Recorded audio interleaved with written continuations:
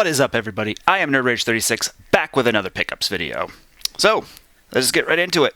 Starting off with a couple of strategy guides, and the first one is Donkey Kong Country 2, the original Donkey Kong Country 2 for the Super Nintendo.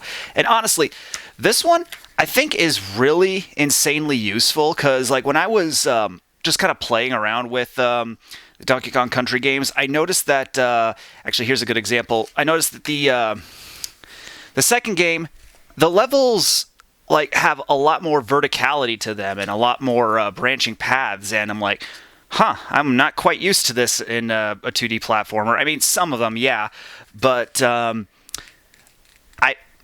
just figured that having a full-on map to at least give me a general sense of direction would be extremely helpful. I mean, obviously, like, there's only so many places you can go in a 2D platformer, but at least compared to the first Donkey Kong Country game, seeing there be a lot more verticality, and I'm trying to figure out, it's like, wait, where am I going? Especially when, like, again, in the first game, it's extremely linear. I don't know, it just was a little bit jarring, and it's cool to finally have this. I mean, I probably would attempt the game like on its own without a map, but it is always cool to have these things. Although a much more useful strategy guide, a Nintendo Power Advanced strategy guide. This actually has multiple strategy guides as well as a regular Nintendo Power general, like, magazines and articles and stuff like that.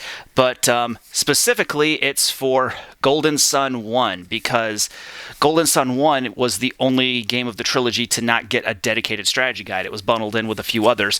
But also, you get Wario Land 4 and Breath of Fire. Not exactly sure if the Breath of Fire guide in this would work well with the Super Nintendo original, because I know this is for the Game Boy Advance port, but honestly, it's just cool to have this, especially for Golden Sun and Wario, actually, to be honest. Now, technically, I did already have this, but mine was extremely just kind of, not really torn up, but some of it was falling apart, and I taped it back together. I bought that one even though it wasn't in the best of condition, because I didn't know how common this issue was. Like, it was the only one I had found, and I only found this one recently. Like, I got my original copy a few years ago, so I wasn't sure if I'd be able to find another one of these, but I did. And next up, Mega Man Network Transmission for, well, the strategy guide for the GameCube game. I did try to look for the actual game to go with this. Like, I'm actually recording this on Black Friday. I was hoping to like scour around and find the game to go with this, because I found the strategy guide last week, but no such luck. But we'll see later on. I've always gotten some games and strategy guides out of order, so who knows.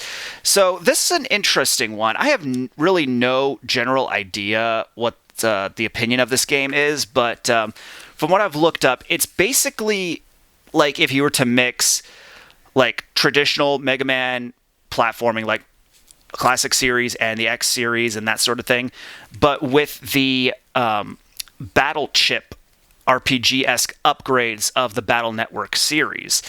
So it's like a halfway thing for Mega Man traditional platformers and Mega Man RPGs. So honestly, that is kind of interesting, and I do feel like I should check out some of the other Mega Man RPGs, because I mostly just have the platformers, the action games, but I do like RPGs, and there are a lot of Mega Man RPGs out there. In fact, there might actually be more Mega Man RPGs than action platformer games. And plus, I mean, I do like collecting for the DS, and there's the Mega Man Star Forces games and the other Battle Network games, so yeah, there's a lot more to look for. And I think having this midway between the RPGs and the action platformers is an interesting take, and I don't know if I'm going to play this before any of the Battle Network games, or just play it in the middle of playing any of the Battle Network games, but well, first I need to find the game. But it is cool to find a middle ground like this. Like, I don't know why. That is just so interesting to me. Moving on to the actual games. This one I've been looking for a while. Castlevania Mirror of Fate for the 3DS. Now, I know that the Lords of Shadow games on PS3 and 360 are an incredibly mixed bag, particularly the second one. In fact, I think the fact that this game exists is technically retconning or like refusing to acknowledge Lords of Shadow 2.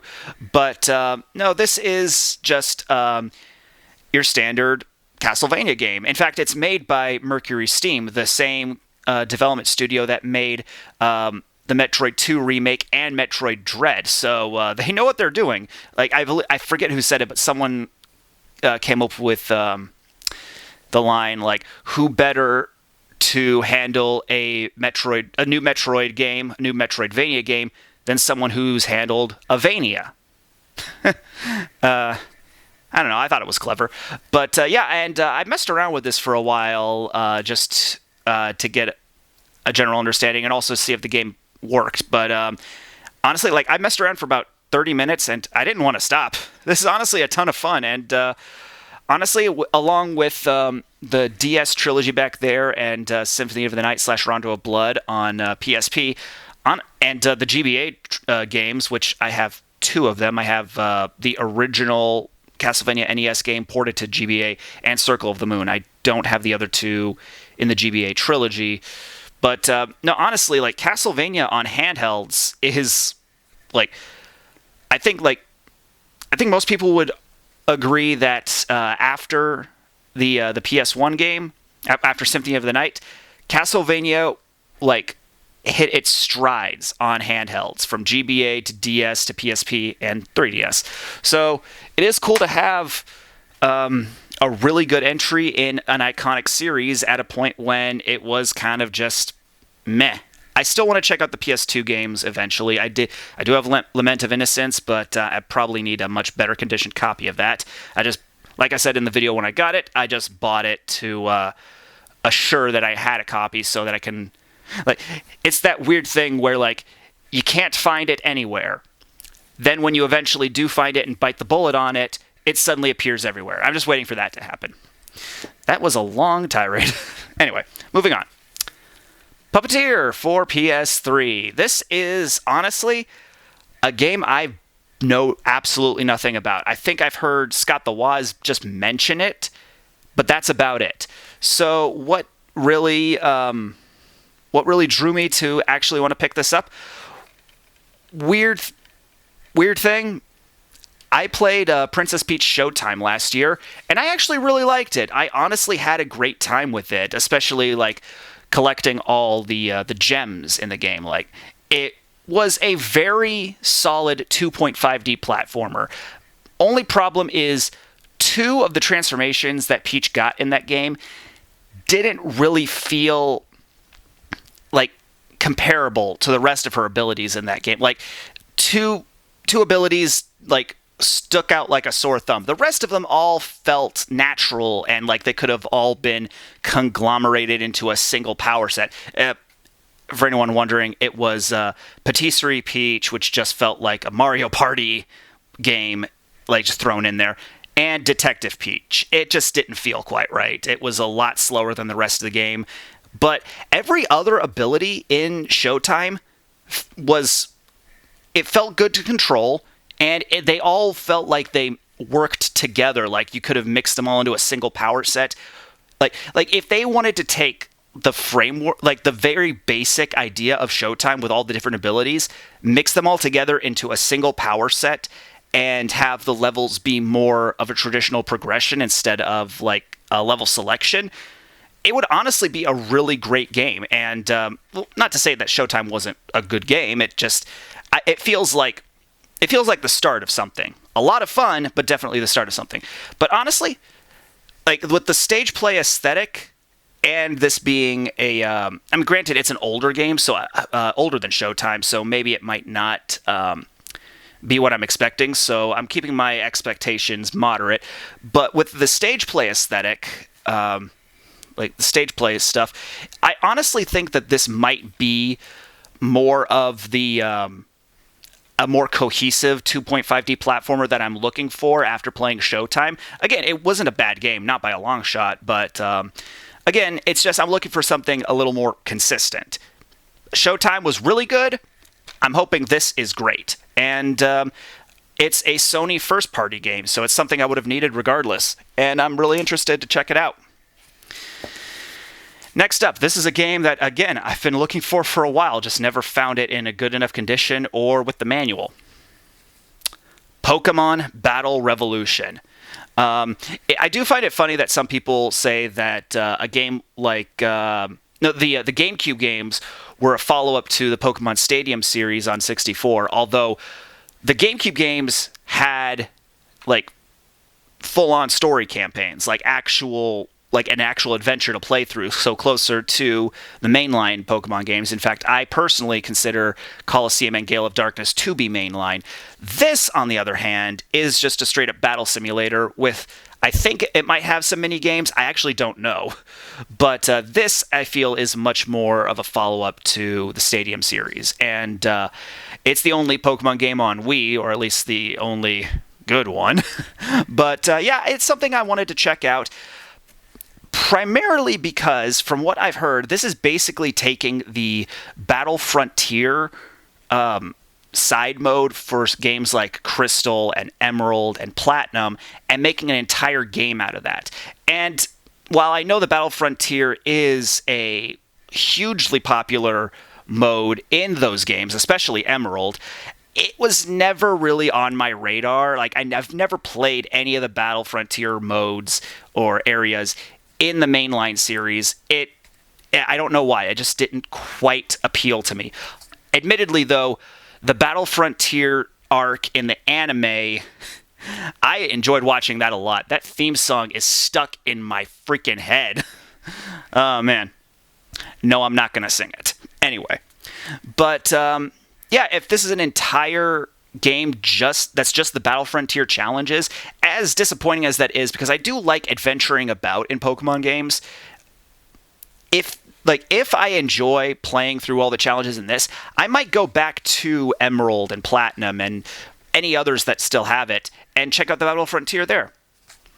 So I think, and plus again, I would have needed this for the collection anyway, and so I don't know, just grabbing this, and maybe it'll get me to replay some of the best Pokemon games and extend my play time. Because again, Battle Frontier I know can take a long time, and I don't know, I just never really thought to play it. But got a whole game about it, so if I end up liking that, well, then I've got more.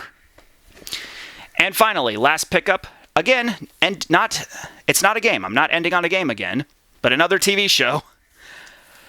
Transformers Armada. This is the one I grew up watching, like in the early 2000s. This is the one with the mini-cons. Like, granted, I look at that now, it's like, oh yeah, like the mini-cons. Like, you can't afford the regular-sized Transformers. Get these little ones that are basically, it's like proto-gacha, I assume. It's like, well, honestly, I don't know, because you did always know what you were getting, but it's like the smaller ones that are not as expensive as the big toys, and it's like, convince your parents to buy them. So, I mean, it is kind of like a gacha mechanic with, or proto-gacha mechanic. I don't know what I'm trying to say. But no, even outside of the mini-cons, this was just an honestly really cool, like, iteration of Transformers, and a lot of people agree with me on this, has the best version of Starscream. Like, great character arc. Sideways was an awesome villain. I think this show wasn't the first time they introduced Unicron, because there was the original Transformers animated movie, but this is the series that finally got a Unicron toy. I know they were trying to get a Unicron toy, like, in production for a long-ass time, just nothing came about from it until Armada. And it's honestly just really cool finding this. I never expected to find this just out in the wild, and it is the complete series. Again, I'm finding some of my favorite shows complete, and that's just awesome. So yeah, that's about it. Again, I just like showing off this stuff. I like sharing my thoughts, and I don't know why I felt the need to explain it, but yeah, I'm just having fun picking stuff up on the weekends and sharing it with all of you.